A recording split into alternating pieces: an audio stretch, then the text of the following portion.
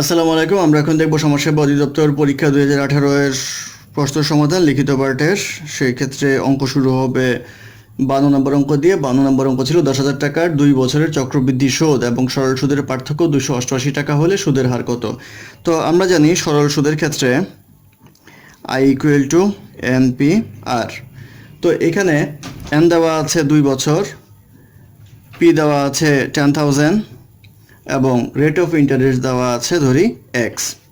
তাহলে সরল সুদ যদি আমরা হিসাব করি তাহলে আমরা এখানে লিখতে পারি n = 2, এটা হচ্ছে 10,000 ইন্টু হচ্ছে 100x/100, কারণ x%, সেই ক্ষেত্রে এটা লিখতে পারি 200x। আবার যদি আমরা কম্পাউন্ড ইন্টারেস্ট হিসাব করি তাহলে আমরা জানি সুদ আসল = p × 1 + r whole to the power n। তো এখানে p হচ্ছে 10,000, 1 + r হচ্ছে x/100 whole to the power n হচ্ছে 2। সেই ক্ষেত্রে এটা লেখা যায় 10,000, এটা স্কোয়ার করলে 10,000, আর এটা আসবে 100 + x হোল স্কোয়ার, অর্থাৎ নিচেরটাকে আমরা বর্গ করে দিলাম, উপরেরটাকে আলাদাভাবে বর্গ করলাম। সেই ক্ষেত্রে এটা আসবে 100 + x হোল স্কোয়ার। তো এটাকে x + 100 হোল স্কোয়ারও লেখা যায়। এটা হচ্ছে আমাদের সুদ আসল। তাহলে আমাদের সুদটুকু কত হবে? সেটা হবে x + 100 হোল স্কোয়ার মাইনাস এই মূলধনটা অর্থাৎ 10,000 টাকা। তাহলে এই টাকা অর্থাৎ এই ইন্টারেস্ট এবং এই ইন্টারেস্টের ডিফারেন্সটা হবে 288 টাকা। তো এটা যদি আমরা করি তাহলে পাবো x² + 200x + 10,000 minus 10,000 equal to, এটা করলে পাওয়া যাবে x² + 200x। তাহলে এটা মাইনাস এটা লিখব, তাহলে x² + 200x অর্থাৎ এইটা মাইনাস 200x ইকুয়াল টু হবে 288, বা x² হবে 288, বা বর্গমূল করলে x হবে 16.97, অর্থাৎ 16.97 হবে ইকুয়েশনের আনসার। তারপর অঙ্ক 53 নাম্বার 53তে বলা আছে পুলক আবিরের চেয়ে দ্বিগুণ দক্ষ এবং একই কাজ আবিরের চেয়ে 75 দিন কম সময়ে সম্পন্ন করতে পারে। তারা উভয়ে একত্রে কত দিনে কাজটা শেষ করতে পারবে? তো পুলক দ্বিগুণ দক্ষ আর আবিরের চেয়ে 75 দিন কম সময়ে কাজ করতে পারে। তাহলে ধরে নেই পুলক করতে পারে 75 দিনে আর আবির করতে পারবে, যেহেতু পুলক দ্বিগুণ দক্ষ তাহলে 75 × 2 = 150 ডেজ সময় লাগবে তার করতে। তাহলে তারা যদি একত্রে কাজ করে তাহলে তারা কতটুকু করতে পারবে? তাহলে পুলক একদিনে করতে পারে 1/75 আর আবির একদিনে করতে পারে 1/50। তাহলে তারা যদি একসাথে করে তাহলে এদের যোগ করতে হবে।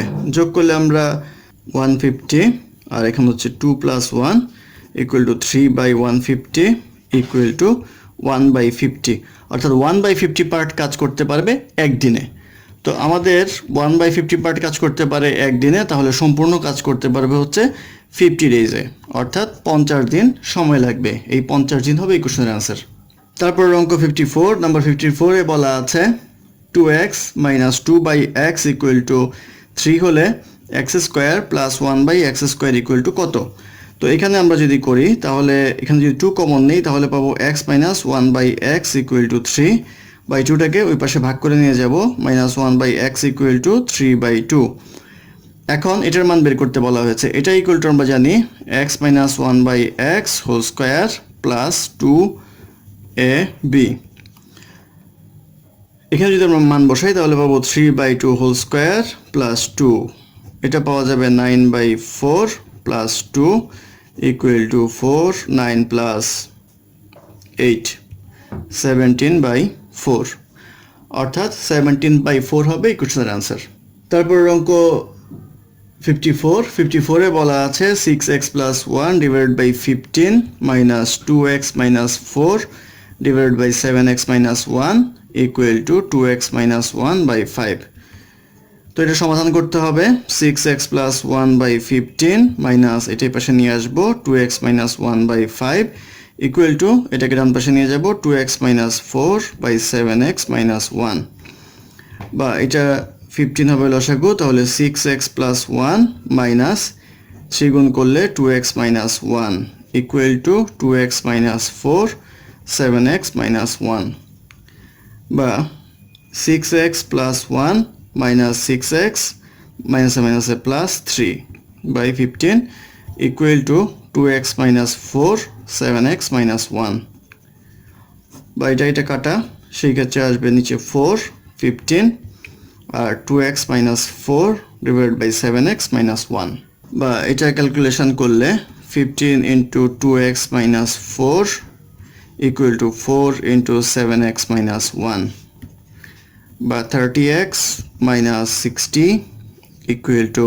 28x minus 4 বা 28x এই পাশে আনলে আসবে 2x equal to 56 বা x equal to আসবে 56 by 2 equal to 28 তাহলে x এর ভ্যালু আসছে 28 হবে ইকুয়েশনের आंसर তারপর অঙ্ক 56 এ বলা আছে 8 plus 11 plus 14 plus 17 plus ...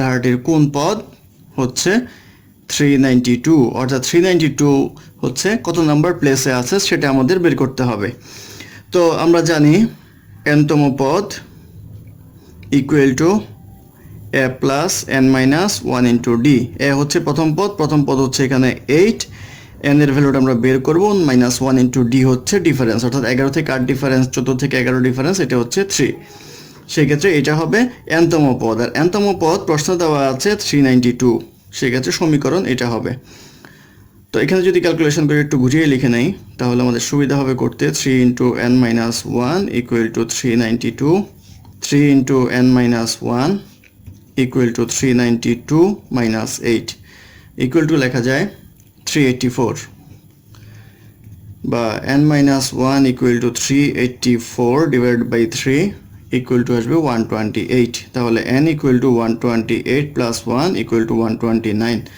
অর্থাৎ n এর ভ্যালু আসছে 129 তাহলে উত্তর আসবে 392 হচ্ছে 129তম পদ অর্থাৎ 129 হবে ইকুয়েশনের आंसर তারপর অঙ্ক নাম্বার 57 এ বলা আছে একটি সমবাহু ত্রিভুজের সবগুলো বাহু 16% বৃদ্ধি পাওয়াতে ত্রিভুজটির ক্ষেত্রফল শতকরা কত পার্সেন্ট বৃদ্ধি পাবে তো সমবাহু ত্রিভুজের বাহুর দৈর্ঘ্য যদি a হয় তাহলে ক্ষেত্রফল হয় √3/4 a স্কয়ার তো এখন বলা আছে 16% বাড়বে 16% বাড়লে বাহুর দৈর্ঘ্য হবে 1.16 a তাহলে ক্ষেত্রফল হবে √3/4 into 1.16 a হোল স্কয়ার তো এটা ক্যালকুলেট করলে পাওয়া যাবে √3/4 into 1.3456 a স্কয়ার তাহলে বৃদ্ধি কতটুকু পেল বৃদ্ধি পেল হচ্ছে 1.3456 into √3/4 a square minus √3/4 a square তো এটা হবে 0.3456